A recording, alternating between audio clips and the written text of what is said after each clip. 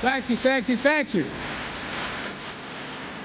So good to be here, though. Mean that this idea is the gem of the feeling, so you do God with helping people who deserve help and paid for most of it.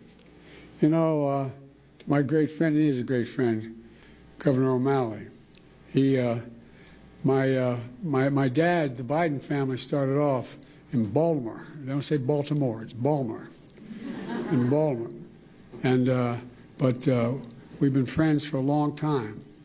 And I just want to say at the outset, if you ever want anybody on your team, whether it's an athletic team, whether you're in a battle, whether it's a political team, whether it's a team just trying to help, you want O'Malley.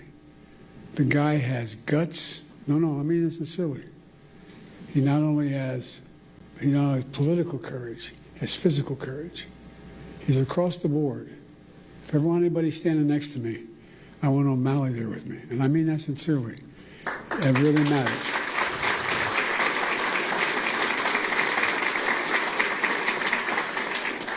You know, I always kid Maryland because Delaware, the second smallest state, we share the eastern shore of Maryland with Maryland. But we're close friends. And folks, you know, it's no surprise that he did a hell of a job when I asked him to be commissioner of the Social Security. And the reason I did that is not an ordinary transition for a governor. But I knew, I mean this from the bottom of my heart, I knew we needed someone with some guts, some toughness, who'd fight for every single penny that it needed, that would try to restore the integrity of the system. And to everyone here today, I want to thank you, all of you, very much for this award. It means a great deal to me coming from you. And I mean that sincerely. It means a great deal. You're in the front lines every single day. You're helping, you're advocating for your fellow Americans, Americans with disability. It's a big deal. We talk about what happened in the physical side of it if we didn't have Social Security.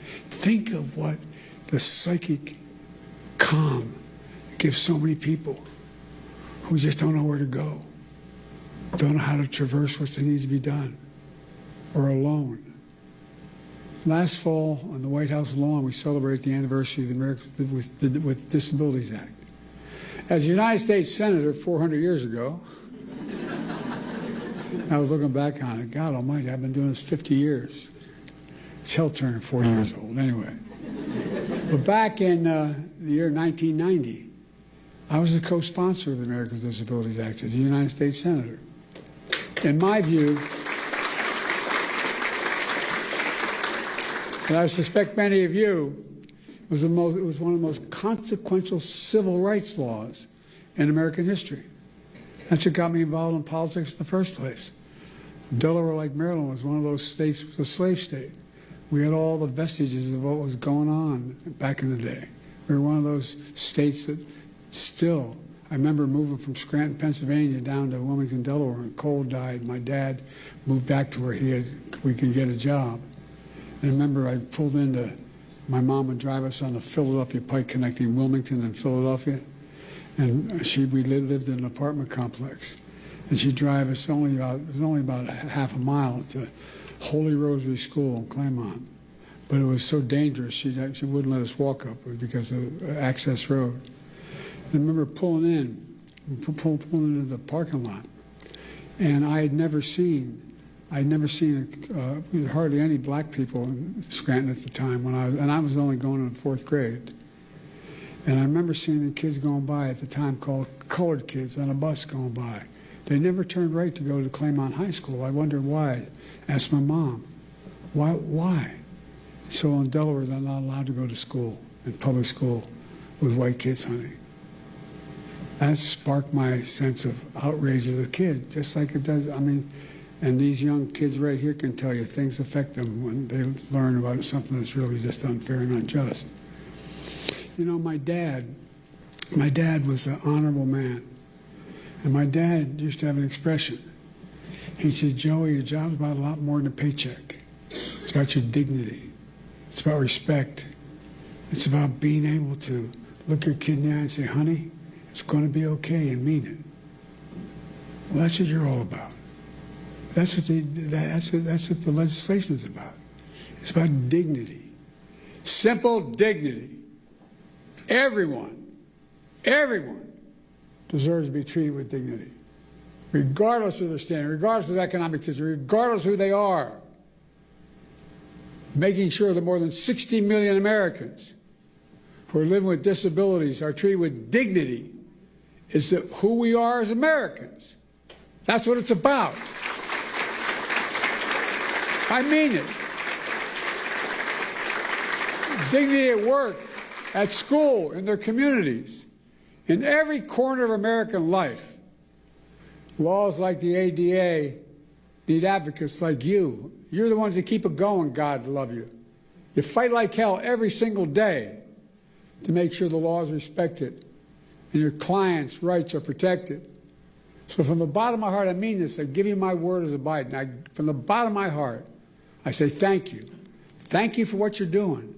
Thank you for your commitment to the dignity of all Americans, because that's what ultimately this is about.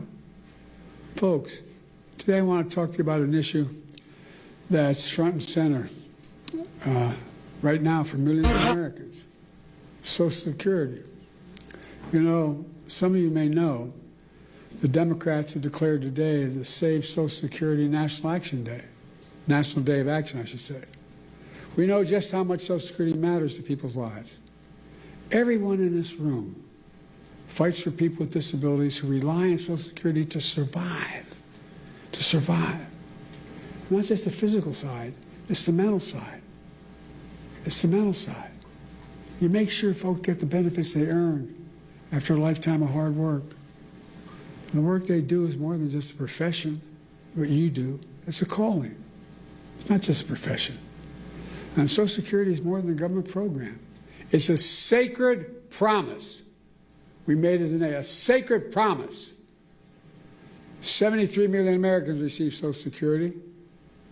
From their first paycheck through their entire life, they pay into Social Security. And in return, they count on Social Security to be for them when they're going to need it. Folks, must never, ever betray that trust or turn our backs on that obligation. That's why during my presidency, we protected Social Security and made it stronger. Martin, the governor, can tell you. We came into office, Social Security Administration had its lowest staffing, she referenced it, lowest staffing levels in 50 years. And demand was going through the roof because of my generation and the baby boom generation, reaching the retirement age. So the demands on Social Security increased significantly. Our administration secured nearly $2 billion to reduce the backlogs and improve customer service. We slashed wait times for folks in need who are calling the 1-800 number. We got it down to under 13 minutes. It used to be 3 times that long when we took office. We made it easier for people to get help with their claims online.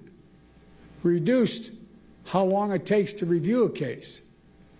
We fixed the appeal system to make it uniform in all 50 states, which made a difference. And we strengthened the anti-fraud measures to protect people's identities and to make sure benefits are going to people who actually they belong to. By the way, those 300-year-old folk getting that Social Security, I want to meet them because I like to figure out how they live out. A hell of a thing, man. I'm looking for longevity because it's hell when you turn 40 years old. But as a result, by the time we left office, we had improved every single line of customer service, from applying for disability to filing an appeal to reporting fraud. It all became more efficient and more effective. And I'll bet it made your jobs easier, too, in the process. Now, these achievements may not sound so glamorous to most people, but you know, they're absolutely essential. In my view, one of the most important jobs of any elected official is to make sure the government works for the people, works for all people. It's understandable. They can understand what it is. And then we keep our promises to the people, to all the people. That's exactly what we did, thanks to all of you. Also signed into law the Social Security Fairness Act. That act eliminated 2 unfair rules so public employees wouldn't get shortchanged. The government pension offset and the windfall elimination provision can never come in ever again.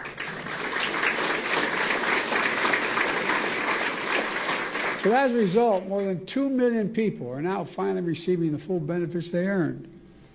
And remember, we also faced a constant threat by some members, Republican members of the Congress, to cut and gut Social Security, period. Cut and gut it, period. They wanted to let Social Security expire every 5 years. That was the proposal.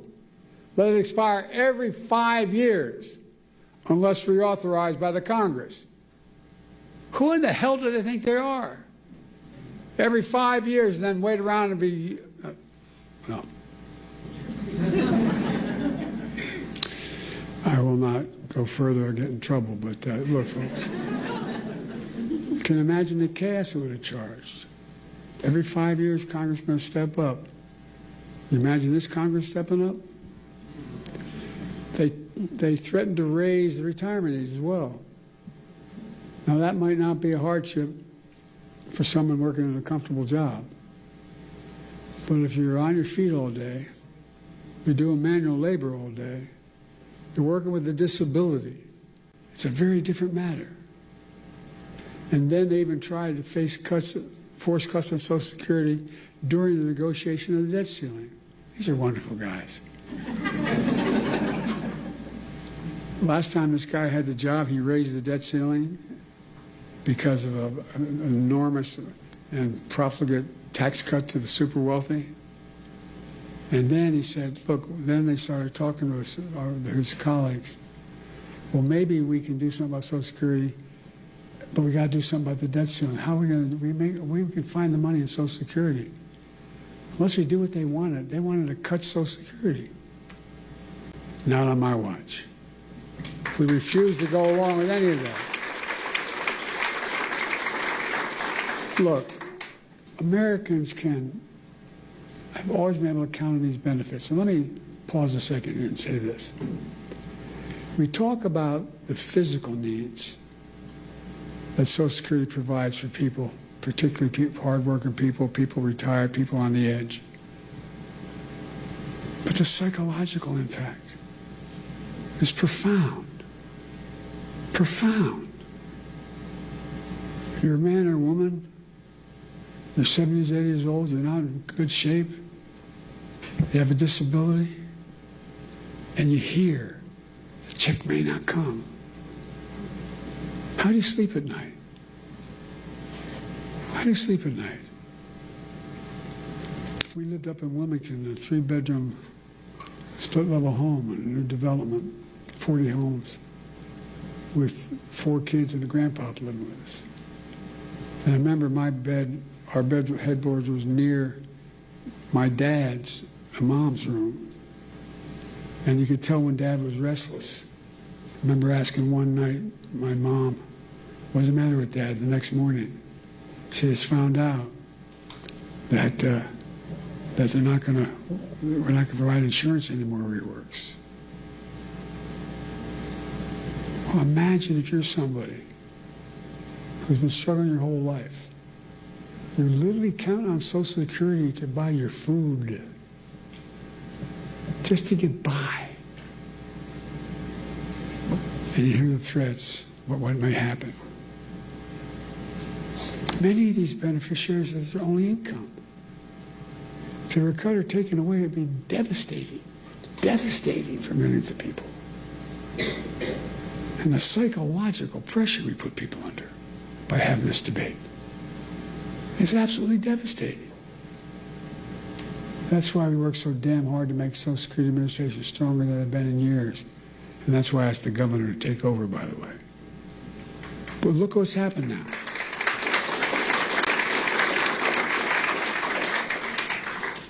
Fewer than 100 days, this new administration has done so much damage and so much destruction. It's kind of breathtaking it could happen that soon. They've taken a hatchet to the Social Security Administration. pushing an additional 7,000 employees, 7,000 out the door in that time, including the most seasoned career officials. Now they're getting ready to push thousands more out the door. Already we can see the effects. For example, thousands of people use the Social Security website every single day to check on their benefits and submit their claims. But now, the technology division of Social Security Administration has been cut in half. And so the website's crashing. People can't sign on to their accounts. What do you think it does to that woman living alone at 74 years checking, just not able to even find out whether she can't even find out what that disability claim is she has? She can't file a new disability claim. And a lot of these people are being told incorrectly that their benefits have ended.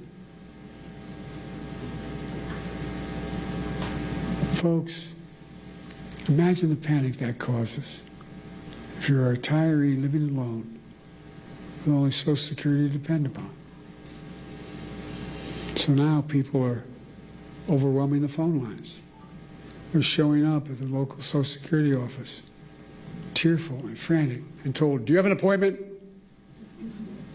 In that tone, by the way. I can give you a personal example if I'm not going to, though.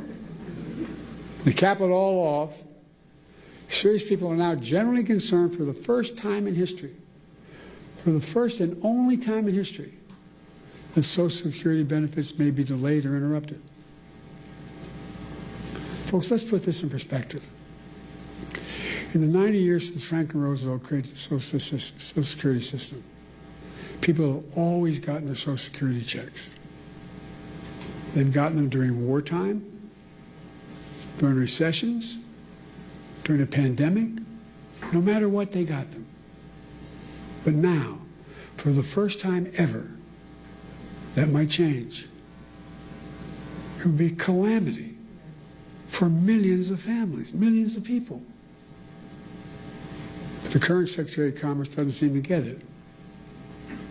Or based on his comments, he doesn't seem to even care. Many of you saw what he said the other day. And by the way, he's a billionaire. God love him, as my mother would say. Paying 8.5% in taxes. Anyway. Billionaires, I don't know what he's paying. But when he talked about the possibility of the Social Security checks not going out this month, he shrugged it off. Here's what he said. He said his 94-year-old mother-in-law wouldn't complain, wouldn't bother her. She's probably a lovely woman. No kidding. Her son-in-law is a billionaire. What about that 94-year-old mother living all by herself? Doesn't have a billionaire in the family. Or all the retirees who depend on that monthly check to feed themselves. All those people with disabilities have no other source. What about all those people? That's who you fight for. So they should desperately need you. And folks, it's not just the Secretary of Commerce. We heard how others, empowered and emboldened by this administration, talk about Social Security. One of them called it a Ponzi scheme. A Ponzi scheme? What the hell are they talking about? People earn these benefits. They paid into that benefit. They rely on that benefit. And no one should take it away. You know, Franklin Roosevelt had a different view. He was president coming out of the Great Depression. He and all his colleagues saw great suffering, so much poverty. He also took steps to raise standard of living for ordinary Americans, including creating Social Security. He himself was from a very wealthy family. He didn't need Social Security, but understood how much it would mean to millions of Americans. He knew it would make America stronger in the process, and it has. It makes our economy stronger. It makes the community stronger. It makes families stronger. It gives peace of mind. And so the vast majority of Americans, including many wealthy Americans, still support, thank God, Social Security. And very wealthy billionaires still support Social Security. They may not rely on themselves, but they know Social Security deserves to be protected for the good of the nation as a whole. You got to ask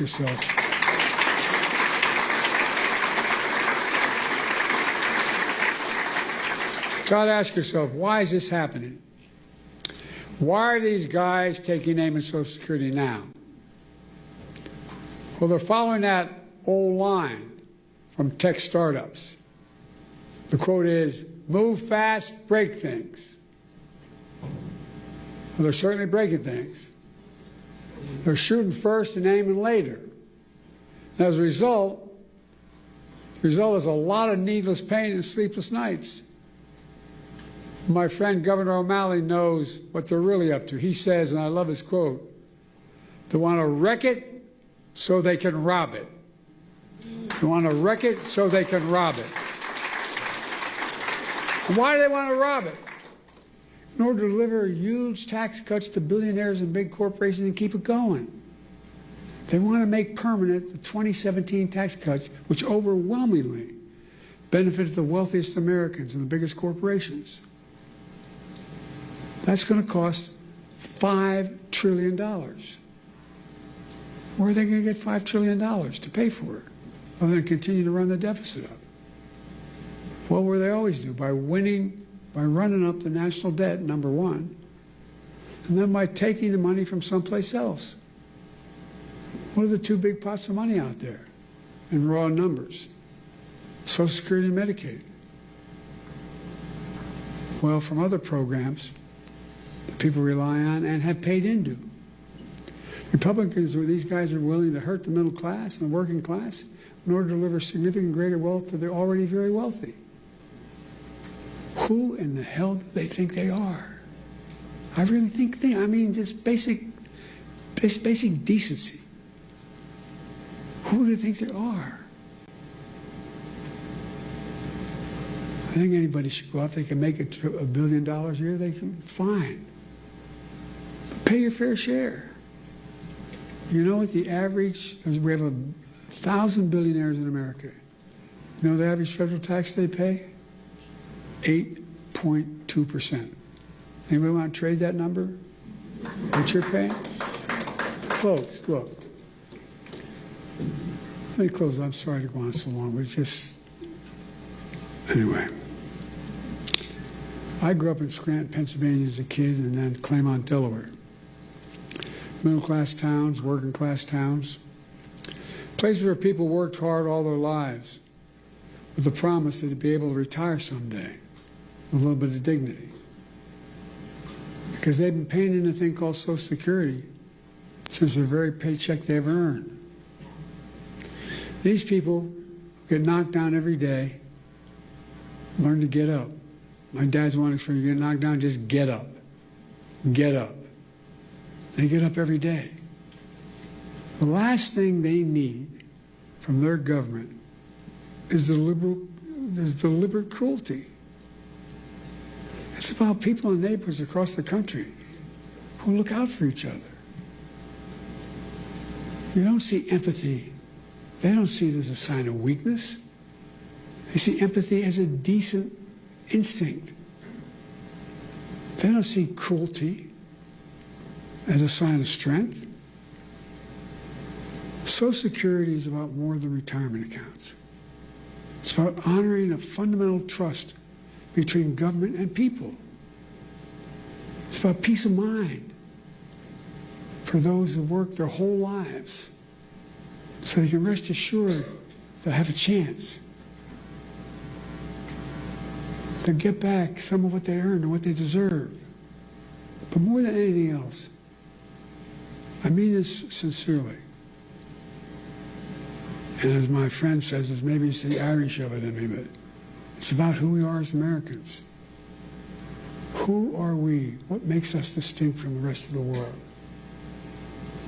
It comes down to basic, in my view, fundamental American values. Nobody's king. Nobody's the boss. Everybody has a shot. All people are asking for is a shot. Honesty, decency, where hard work is rewarded. Have some faith in each other. Fairness, simple fairness. We can't go on like this as a divided nation, as divided as we are. Like I said, I've been doing this a long time. It's never been this divided. Granted, it's roughly 30%, but it's a 30% that has no heart. It's what we see in America. That's what we believe in, fairness. And that's the America we can never forget or walk away from. Folks, I mean this. I know it sounds trite, but I have to remember who we are. We're the United States of America. The United States of America. The most unique country in the history of the world, and that's not hyperbole. Every other nation was founded because of religion, geography, ethnicity. We're the only nation in the world founded on an ocean.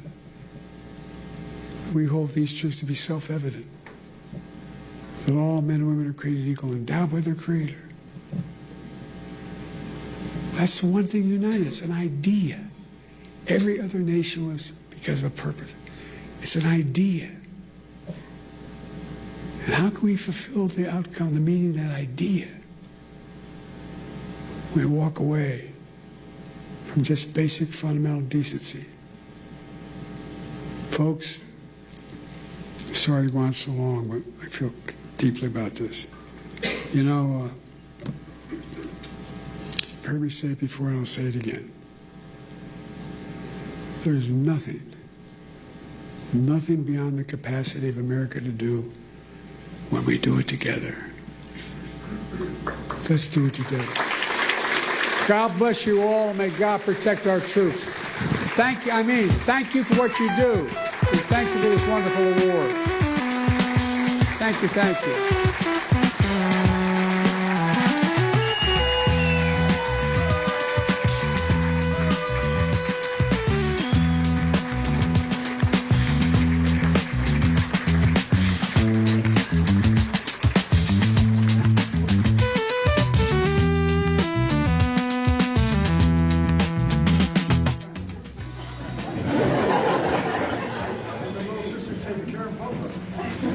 My sister.